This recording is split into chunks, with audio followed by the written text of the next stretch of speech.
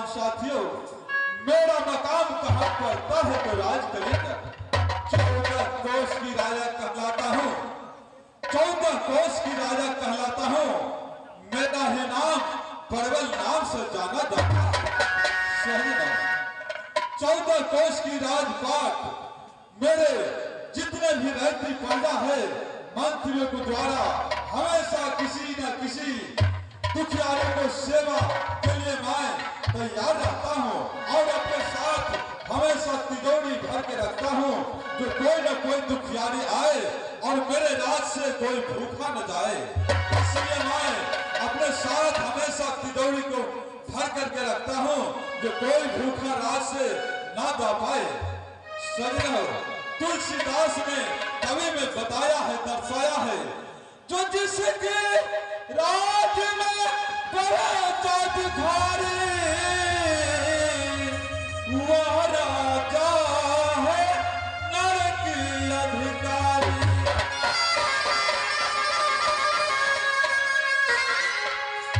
सही ना? आज बहुत दिनों से मेरे दरबार में कोई नहीं आया है।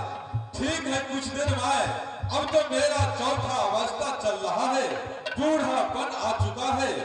मैं अब तो ईश्वर का भजन गुणगान केवल करता हूँ और लड़ना झगड़ना मैं नहीं चाहता हूँ। ऐसा जो किसी का दुख किसी का तकलीफ पहुँचे, मैं तो इस उम्र में आ चुका हूँ।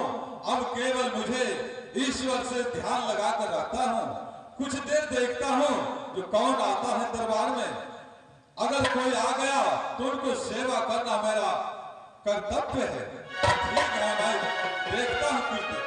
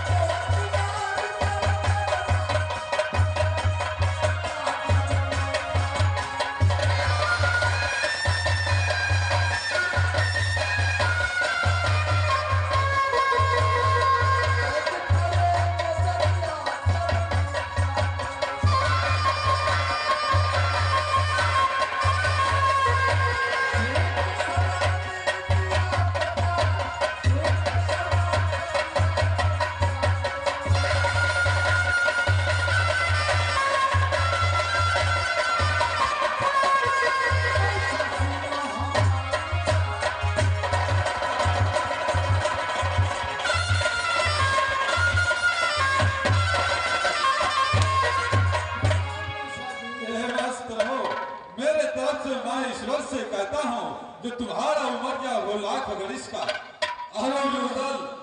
बताओ, इतने जब छोटे थे तो मेरे दरबार में आता जाता रहता था, क्यों नहीं? जब जवान हो गया क्या मौसा को तुमने भूल गया? नहीं नहीं मौसा जी, यही तो हमें याद आया और एक मन में अभिलाषा उठा, जो मैं यहाँ उस बातों को पूरा करने आ गया। मौसा जी, एक अभिलाषा जो राजमहल में सबको चढ़ने के लिए घोड़ा, पर एक दुलारे दो भाई में बबुआ इंदर सिंह, उसके लिए मोहब्बे के अंदर घोड़ा नहीं।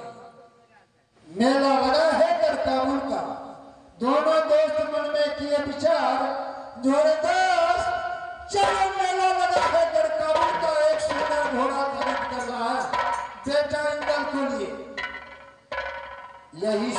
रुदल भैया मौसा जी और आपके आशा में आया हूं, जो हमें कुछ रुपया मांगनी चाहिए।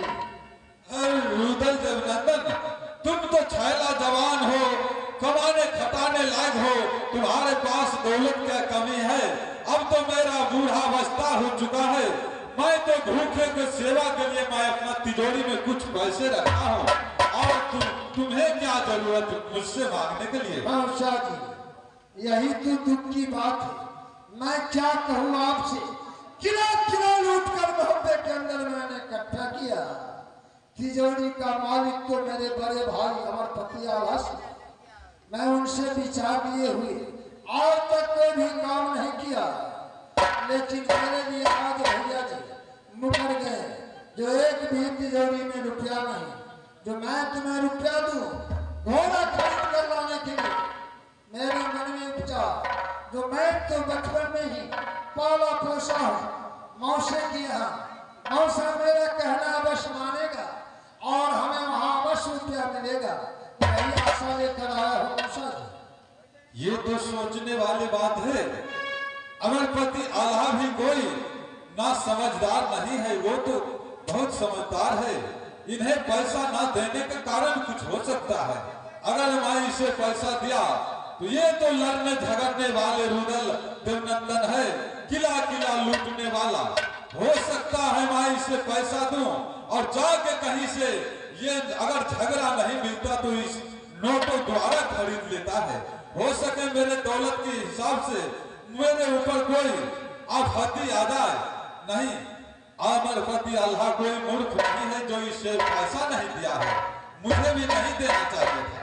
हो सकता है कोई गलत कार्य कर बैठे, इसलिए मैं भी नहीं दूंगा। रुदल बहुआ, जब अमरपति आल्हा तुम्हें पैसा नहीं दिया तो मैं भी नहीं दे सकता, क्योंकि मौसा जी आप भी पैसा देने से मुकर रहे हैं, तो मैं कैसे घोड़ा खरीद कर ला सकता हूँ आपके दिन। ऐसा नहीं कीजिए मौसा जी, आपके ऊपर मैं आशा लेकर आया। अमन के लालसा वाले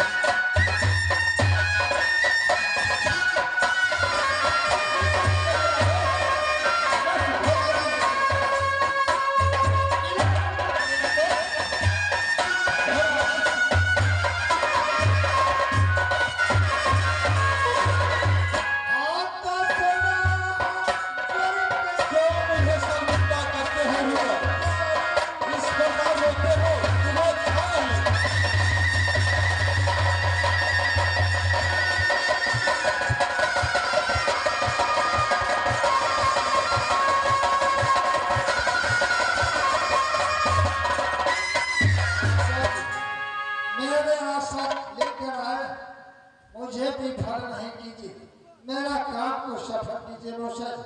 तुमने आया रुदल, मुझे बहुत खुश हुआ तो दोनों दोस्त आया। कितना दिनों के बाद आए हो, मैं बहुत खुश हूँ।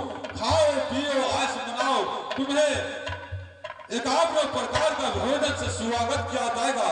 जो चाहिए वो मेरे राज में खाओ पियो आश करो, परंतु तुम्हें मैं रकम नहीं दे सकता। मौसा जी,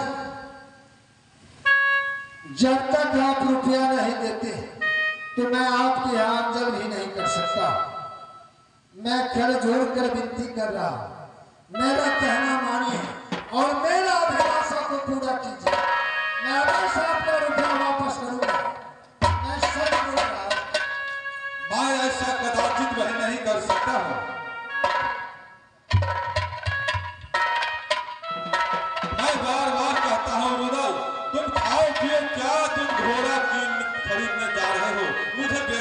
मत करो। क्या मौसा जी, मुझसे कोई काम नहीं, जो आप पैसा देने से वो कर रहे हैं, क्या आपको घमंड है?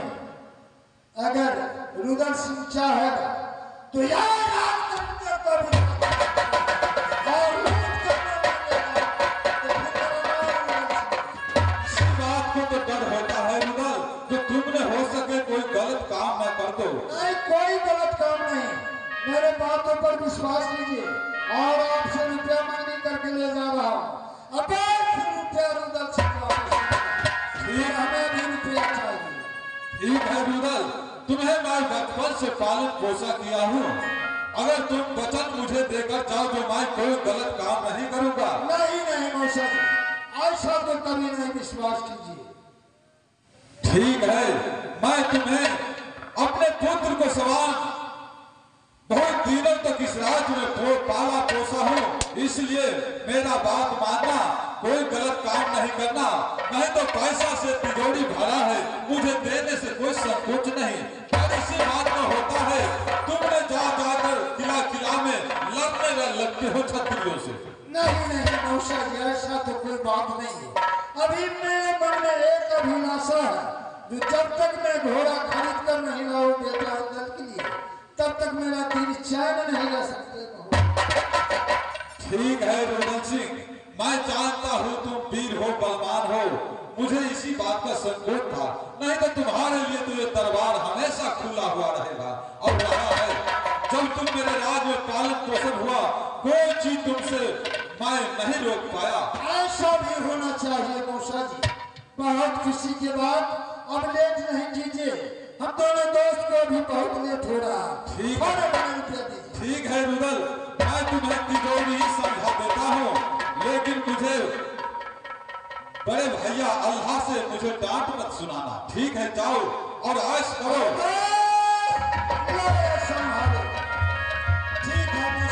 ठीक है, जाओ, तुम्हारे मनोकामना अवश्य पूरा होगा। अगर घोड़ा खरीद कर लौटोगे तो मेरे दरबार में अवश्य मिलेंगे मौसा जी। मैं दोनों दोस्त में राह देखते रहूंगा। ठीक है, मैं चलता हूँ। ठीक है, प्रणाम मौसा जी। देखा मौसा जी को रुपया दे दिए, क्यों नहीं मेरे दोस्त? चलो यहाँ से चलते हैं मेरा काबुल को। चल तो घोड़ा पे दूल्हा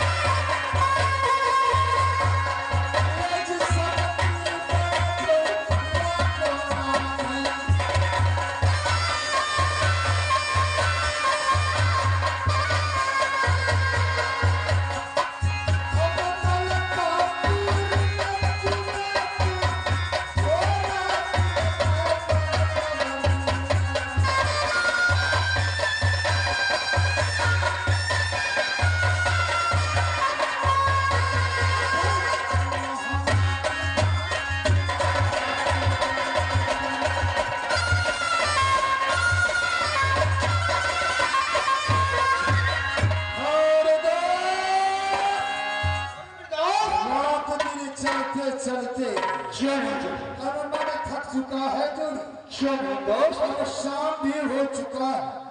दोस्त लेकिन दोस्त बहुत अच्छा है दोस्त। जो बाग इतना सुंदर लगवाए, अरे दोस्त राजा कैसा होगा?